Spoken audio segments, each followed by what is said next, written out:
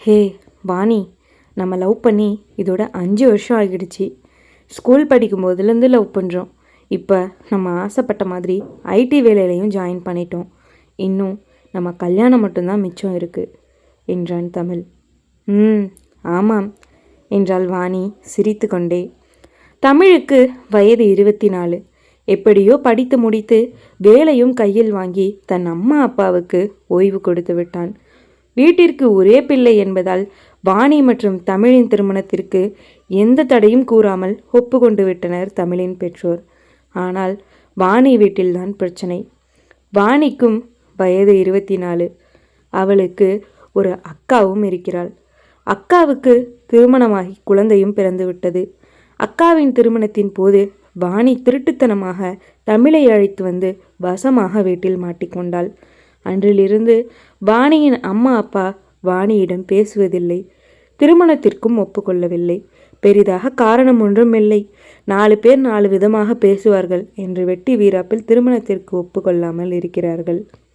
இதனால் தான் வாணியும் தமிழும் வைராக்கியமாக முடிவெடுத்து ஒரே கம்பெனியில் ஒரே வேலையில் சேர்ந்துள்ளனர். இருவரும் பணத்தை சேர்த்து தங்களுக்கென ஒரு வீட்டையும் கட்டி கொண்டு இருக்கிறார்கள். அதை பார்த்தாவது வாணியின் அம்மா அப்பா மனம் மாறுவார்கள் என்ற எண்ணத்தில் இருக்கிறான் தமிழ். வாணியின் மனதை நோகடிக்காமல் எப்படியாவது வாணியின் பெற்றோரை சம்மதிக்க வைத்துதான் வாணியை திருமணம் செய்ய வேண்டுமென தமிழ் உறுதியாக இருக்கிறான். தமிழ் வாணியின் மனதை புரிந்து நடந்து கொள்பவன். அதே போல வாணியும் தமிழை நன்கு புரிந்து கொண்டு அவனுடைய தேவைகளை பூர்த்தி செய்வாள். இருவரும் ஒருவருக்கொருவர் விட்டு கொடுத்து இருப்பவர்கள். நாளைக்கு தான் தமிழின் பிறந்த நாள். அதனால் அவனுக்கு இன்ப அதிர்ச்சியாக ஒரு முத்தம் கொடுக்க வேண்டுமென எண்ணினாள் வாணி. இருவரும் காதலித்த 5 வருடத்தில் ஒரு முறை கூட முத்தம் கொடுத்து கொண்டதில்லை. அதனால் முதல் முத்தம் தமிழின் பிறந்த நாளுக்கு கொடுக்க வேண்டுமென எண்ணினாள். தமிழ் வாணி நம்முடைய பிறந்த நாளை மறந்துவிட்டாள் போல என்று நினைத்து கொண்டிருந்தான். இரவு 12 மணிக்கு வாணி வாழ்த்து சொல்வாள் என்று காத்து கொண்டிருந்தான். ஆனால் அவளிடமிருந்து அழைப்பு வரவில்லை. அவளுக்கு முன் வேறு யாரும் வாழ்த்து சொல்லக்கூடாது என்று எண்ணி தமிழே வாணிக்கு ஃபோன் செய்தான். ஆனால் வாணி ஃபோனை எடுக்கவில்லை. தமிழ் மனமுடைந்து போனான். அவன் ஃபோன் அடித்தது வாணிக்கு தெரியும்.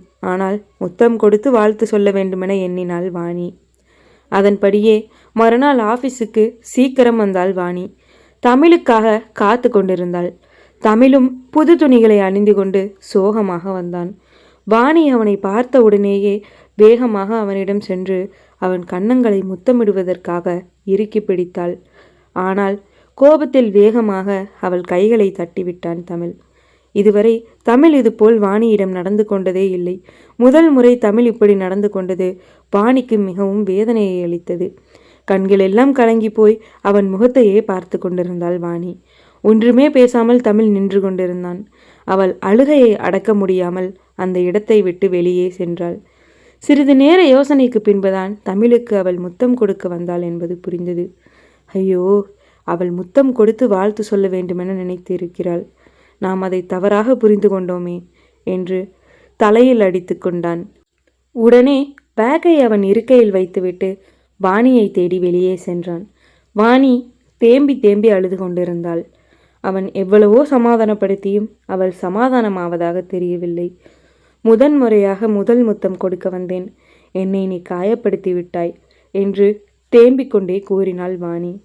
ஹே சாரிடி தங்கம், நீ ஃபோன் எடுக்காத கோவத்தில் அப்படி பண்ணிட்டேன் என்றான் தமிழ். இனிமேல் உனக்கு முத்தம் என்பதே கிடையாது. உன்னை கல்யாணம் பண்ணிக்கிட்டாலும் உனக்கு முத்தம் கொடுக்க மாட்டேன் என்று அழுது கொண்டே கூறினாள் வாணி. சரி, நீ கொடுக்க வேணாம், நானே கொடுக்கிறேன் என்று அவனின் இடுப்பை பிடித்து இழுத்தான் தமிழ். வெட்கத்தில் அழுகை நின்று விட்டது வாணிக்கு. சமாதானம் ஆகிட்டியா? வேற ஏதாவது பண்ணட்டுமா என்றான் தமிழ். வெட்கத்தில் முகத்தை மூடிக்கொண்டு சமாதானம் ஆகிட்டேன் என்றாள் அவள். சிரித்து கொண்டே ஆஃபீஸுக்கு அழைத்து சென்றான் தமிழ். ஆஃபீஸை கட்டடித்துவிட்டு இருவரும் பார்க், பீச், தியேட்டர் என சுற்றி திரிந்தனர். ஒரு ஹோட்டலில் அமர்ந்து இருவரும் சாப்பிட்டு கொண்டு இருந்தனர். அங்கு எதர்ச்சையாக வாணியின் அப்பா சாப்பிட வந்திருப்பார் போல. இருவரையும் பார்த்து விட்டார். ஆனால் அவர்கள் இருவரும் வாணியின் அப்பாவை கவனிக்கவில்லை. வீட்டிற்கு போய் பேசிக்கொள்ளலாம் என வாணியின் அப்பா கோபமுடன் ஹோட்டலில் இருந்து கிளம்பினார். நன்கு ஊரை சுற்றிவிட்டு வீட்டிற்கு சென்றாள் வாணி. அவளின் அம்மா அப்பா இருவரும் உள்ளே நுழைந்த உடனேயே திட்டி தீர்க்க ஆரம்பித்தனர். இவ்வளவு நாள் பொறுத்திருந்த வாணிக்கு கோபம் வந்து விட்டது. உங்களுக்கெல்லாம் என்னைய திட்டுறதுக்கு மட்டும்தான் பேச்சு வருமா? மற்ற நேரமெல்லாம் பேச மாட்டேங்கிறீங்க. காதலிக்கிறது ஒரு தப்பா? மனசுக்கு பிடிச்சவனை கல்யாணம் பண்ணிக்க நினைக்கிறேன். இதில் என்ன தப்பு இருக்குது? உங்கள் விருப்பத்துக்கு கல்யாணம் பண்ணிக்கிட்டா நான் கண்டிப்பாக சந்தோஷமாக இருக்க மாட்டேன். என்னோட சந்தோஷம் உங்களுக்கு முக்கியம்னா தமிழை கல்யாணம் பண்ணி வைங்க. இல்லை உங்கள் கௌரவம் தான் முக்கியம்னு தோணுச்சுன்னா சொல்லுங்கள், நான் இப்போவே செத்து போயிடுறேன் என்று கண்ணீர் மல்க கூறினார் வாணி. இதை கேட்டு அவளின் பெற்றோரே மனமிறங்கி விட்டனர். சரிம்மா, அந்த பையனை பற்றி விசாரிக்கிறோம், நல்லவனாக இருந்தால் கல்யாணம் பண்ணி வைக்கிறோம் என்று மனமிறங்கி வந்தனர். இதை கேட்ட வாணிக்கு சந்தோஷம் தாங்கவில்லை. உடனே தமிழுக்கு ஃபோன் செய்து நடந்தவற்றை கூறினாள். அவனும் சந்தோஷப்பட்டான். வாணியிடம் கூறியபடியே தமிழை பற்றி விசாரிக்க தொடங்கினர் வாணியின் பெற்றோர். விசாரித்த இடத்திலெல்லாம் அவன் நல்ல பையன் என்றுதான் அனைவரும் கூறினர். அதனால் வாணியை அழைத்து பெண் பார்க்க வர சொல்லும்படி கூறினார் வாணியின் அப்பா. இதை தமிழிடம் தெரிவித்தாள் வாணி. தமிழ் தனது அம்மா அப்பாவை அழைத்து கொண்டு வாணியின் வீட்டிற்கு வந்தான். இரு குடும்பமும் பேசி பார்த்ததில் இரு குடும்பத்திற்கும் ஒருவரை ஒருவர் பிடித்துவிட்டது. அதனால் உடனே தட்டு மாற்றி திருமணத்திற்கு நாள் குறித்தனர். இவ்வளவு நாள் தள்ளிப்போன விஷயம் இப்போது கடகடம் என நடக்கிறதே என்ற அதிர்ச்சியில் தமிழும் வாணியும் இருந்தனர். இருவரும் சந்தோஷத்தில் வெட்கம் பூத்து கிடந்தனர். இருவரும் இதை சாக்காக வைத்துக்கொண்டே பத்திரிகை அடிப்பது, முகூர்த்த துணி எடுப்பது, திருமணத்திற்கு மண்டபம் புக் செய்வது என ஊரை சுற்றி கொண்டு மகிழ்ச்சியாக திரிந்தனர். இறுதியாக அந்த நாளும் வந்தது. சொந்த பந்தங்கள் சூழ மணக்கோலத்தில் வந்து தமிழின் கையால் தாலியை பெற்றுக்கொண்டாள் வாணி. இவ்வளவு வருடம் உண்மையாக காதலித்ததற்கு இதுதான் சாட்சி என்று நினைத்தான் தமிழ். அடுத்து என்ன, முதலிரவுதான் என்று மணமேடையிலேயே வாணியை கிண்டலடித்தான் தமிழ். திருமணம் முடிந்து அனைத்து சடங்குகளும் நடந்தன. பிறகு பொண்ணும் மாப்பிள்ளையும் தாங்கள் கட்டிய சொந்த வீட்டில் பால் காய்ச்சி குடிவந்தனர். வாணியின் பெற்றோருக்கும் தமிழின் பெற்றோருக்கும் சந்தோஷம் தாங்கவில்லை. பிள்ளைகள் சம்பாதித்து சாதித்து காட்டிவிட்டார்கள் என்ற மகிழ்ச்சியில் இருந்தனர். பிறகு முதலிரவு ஏற்பாடுகளை செய்துவிட்டு அனைவரும் கிளம்பினர். வாணியும் தமிழும் தான் புது வீட்டில் இருந்தனர். பாலை காய்ச்சி சூடாக எடுத்து சொம்பில் ஊற்றிக்கொண்டு அறைக்குள் நுழைந்தாள் வாணி. உள்ளே நுழைந்த அவளை உடனே கட்டிப்பிடித்து கொண்டான் தமிழ். கையில் பால் சூடாக இருக்கு, என்னை விடு என்றாள் வாணி. உடனே பால் சொம்பை வாங்கி மேசையின் மீது வைத்தான் தமிழ். பிறகு மீண்டும் அவளை மூச்சு முட்ட கட்டி பிடித்தான். ஏண்டா, வந்த உடனே பேசுகிற பழக்கமெல்லாம் உனக்கு கிடையாதா என்றாள் வாணி. இவ்வளோ நாள் பேசிட்டு தானடி இருந்தோம் என்றான் தமிழ். அதற்கு மேல் வாணியால் ஒன்றும் பேச முடியவில்லை. ஏ வாடி, கசமுசா பண்ணலாம் என்றான் தமிழ். போடா, டயர்டாக இருக்கு என்றாள் அவள். ஓஹோ அப்படியா, சரிடி நீ தூங்கு என்று அவளை விட்டு நகர்ந்து மெத்தையில் படுத்தான் தமிழ்.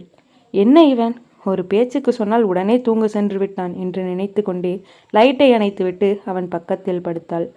ஏண்டி, நான் தான் வந்து படுத்துட்டேன், சரி வாங்க மாமா கசமுசா பண்ணலான்னு நீயாவது கூப்பிடுவேன்னு பார்த்தா நீயும் வந்து படுக்கிற என்றான் தமிழ். நான் ஒரு பேச்சுக்கு டயர்டாக இருக்குன்னு சொன்னால் அப்படியே விட்டுருவியா என்றாள் வாணி. ஓஹோ, மேடம் 10 தடவை கூப்பிட்டா தான் வருவீங்களோ? சரி சரி, மாமாவுக்கு அந்த முதல் முத்தத்தை கொடு என்றான் அவன். நான் தான் இனிமேல் உனக்கு முத்தமே கொடுக்க மாட்டேன்னு உன்னோட பிறந்த நாளுக்கு சொன்னேனே என்றாள். ஏய் ப்ளீஸ் டி, அன்னைக்கு தெரியாமல் கோவப்பட்டுட்டேன்டி, புருஷனை ஏங்க வைக்காதடி. இந்நேரத்துக்கு வேற எவனாவது இருந்திருந்தா இங்கே நடந்திருக்கிறதே வேற. ஆனால் நான் உன்னை ஒன்றும் செய்யாமல் கட்டி தான் பிடிச்சிருக்கேன். நான் ரொம்ப நல்லவண்டி, ப்ளீஸ் முத்தம் கொடுறி, முதலிரவை தொடங்கலாம் என்றான்.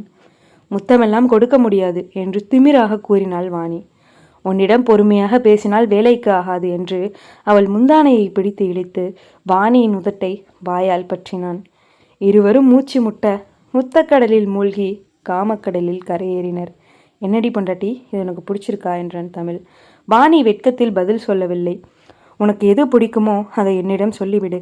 உடல் தாகத்தை கணவன் மனைவியிடம் தான் தீர்த்து கொள்ள முடியும். இந்த புரிதல் இல்லாததால் தான் பல குடும்பத்தில் சிக்கல் ஏற்படுகிறது. அதனால் உனக்கு என்ன வேண்டுமோ அதை என்னிடம் கேட்டு வாங்கிக்கொள் என்றான் தமிழ். சரி என்றாள் வாணி. இருவரும் உடல் களைப்பில் தங்களை எறியாமல் உறங்கிவிட்டனர். காலையில் 8 மணிக்கு தூங்கி முழித்தாள் வாணி. நேற்று இரவு நடந்ததை நினைத்து படுத்து கொண்டே சிரித்து கொண்டிருந்தாள். தூக்கத்திலிருந்து முழித்து அவள் சிரிப்பதை பார்த்து தமிழ், ஏண்டி லூசு மாதிரி சிரிக்கிற என்றான். வெட்கத்தில் ஒன்றும் சொல்லாமல், சும்மாதான் என்றாள். என்னடி வெட்கமெல்லாம் படுற? நீ எதை நினச்சி சிரிக்கிறன்னு உன்னோட வெட்கத்திலேயே நல்லா தெரியுது. வெட்கப்பட்டாலும் அழகா தாண்டி இருக்க என்று வம்பெழுத்தான் தமிழ். சரி சரி, ஐஸ் வச்சதெல்லாம் போதும், இன்னைக்கு எங்கள் வீட்டுக்கு விருந்துக்கு போகணும், போய் குளிங்க என்றாள். ஹே, எப்படியும் 2 பேரும் குளிக்க தானே போகிறோம், வாடி கசமசா பண்ணிட்டு குளிக்கலாம் என்று வம்புக்கு இழுத்தான். போடா, முதல்ல குளி, எப்போ பார்த்தாலும் அதே நினப்பு தான் உனக்கு என்று மிரட்டி தமிழை குளிக்க வைத்தாள் வாணி. இதுதான் சாக்கு என்று வாணியையும் உள்ளே இழுத்து குளிக்க வைத்தான். அதன் பின் ஒரே ரொமான்ஸ் காட்சிகள்தான். இருவரும் அரட்டை அடித்து கொண்டே குளித்தனர். பிறகு இருவரும் வாணியின் வீட்டிற்கு விருந்துக்கு கிளம்பினர். அடுத்த பாகத்தில் சந்திப்போம். நன்றி.